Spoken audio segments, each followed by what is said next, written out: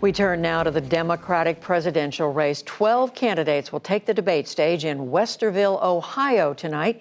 It comes after former Vice President Joe Biden's son, Hunter Biden, spoke publicly for the first time about his role as a board member of a Ukrainian gas company during the time his father was in office.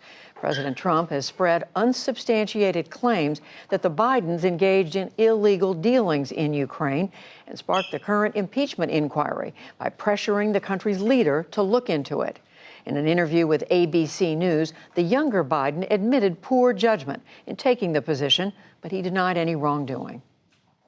Did I make a mistake? Well, maybe in the grand scheme of things, yeah. But did I make a mistake based upon some ethical lapse? Absolutely not. I made a mistake in retrospect as it related to creating any perception that was wrong. And Yamiche Alcindor is at the debate site now in Ohio, and she joins me.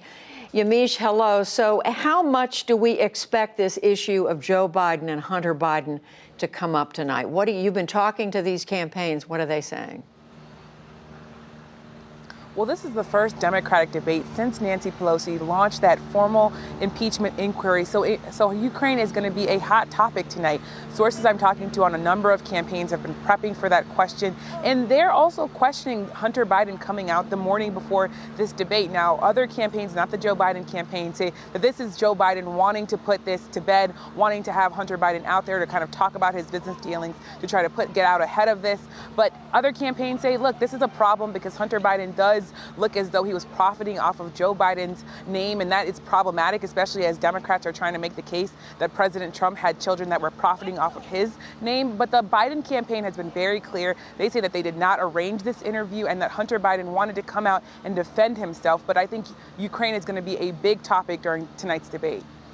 Yamiche, I also want to ask you about Senator Bernie Sanders. As we know, he had a heart attack a couple of weeks ago. He has been off the campaign trail ever since. Tonight will be the first time he's come back since then. What do we know about how he's doing and about how the other campaigns have reacted to all that? Senator Bernie Sanders is eager to tell people that he is back and stronger than ever. I spoke to a campaign aide for him for a long time today, and that person said Bernie Sanders really had a piercing moment of clarity when he had that heart attack. And that person told me that he really wants to talk about how healthcare is now such a fundamental part of his campaign. He sees Medicare for all as an even more important thing that all Americans should have, because he says that if other Americans had a heart attack like he did, they might have all been bankrupted. I did push the Bernie Sanders campaign and say, well, is he healthy enough to go on? And frankly, is the Democratic Party possibly going to be in a bad situation if he gets sick again, if he wins the nomination and then has issues during the general election against President Trump? They told me their response was anybody could get hit with anything. People can die in plane crashes. People can also get in car crashes. All sorts of tragedies can happen. And they say we want people not to move in fear and that they should feel comfortable voting for and supporting Bernie Sanders. Meanwhile, Yamiche, Senator Elizabeth Warren, who was already one of the leaders in this race, she's risen even more in her status as a front runner. What are the other candidates? How are they responding to her pickup in the polls? Well, I should tell you, Judy, Elizabeth Warren is very happy but very cautious about the fact that she's been seeing a rise in the polls. Her campaign tells me that she understands that there are going to be phases in this race and that even though she's rising now, that could change. Senator Harris's campaign was a really interesting take on this because they say that she saw a bump. Senator Harris saw a bump after the first debate, but they saw that as a, quote, sugar high. So other campaigns are starting to look at Elizabeth Warren and trying to really prepare to make contrasts. They say that they want to talk about her health stances. So we should really expect people to be possibly criticizing Elizabeth Warren in a different way because she is now seen as an emerging frontrunner here.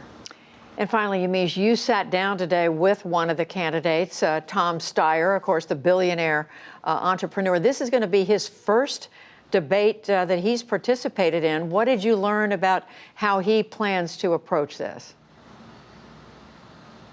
Tom Steyer told me that he really sees this as introducing himself to the American people. He understands that he's starting a little bit later than other people. He understands that he has a lot of work to do, but he told me that really he's going to be talking about climate change. He's going to be talking about really changing Washington to help everyday working people. I put the question to him, how as a billionaire are you going to relate and make the case that you understand grassroots people, understand working class people? He said, I'm going to be saying that I traveled with people, I've talked to a lot of people, I understand what people are going through. He also said that he wants to make it clear that even though he is a billionaire, he sees himself as a grassroots person. He also made the case that he was out front very early calling for the impeachment of President Trump. He made the case to me that Nancy Pelosi would not have launched an impeachment inquiry if not for him pushing for it. He launched his campaign to impeach Donald Trump in October 2017. Of course, Nancy Pelosi would probably take issue with that, but Tom Steyer is really trying to put himself out there as someone who's a front runner and really leading on the issue of impeachment, which of course is going to be another big topic during this debate. And he's absolutely right about the fact that he was the one candidate who was out there running ads specifically about impeachment well before we got to the point where we are today. Yamiche Alcindor will be watching. Yeah, October 2017. Exactly. Yamiche, you're going to be watching that debate tonight, Westerville, Ohio, Otterbein College. Thank you very much.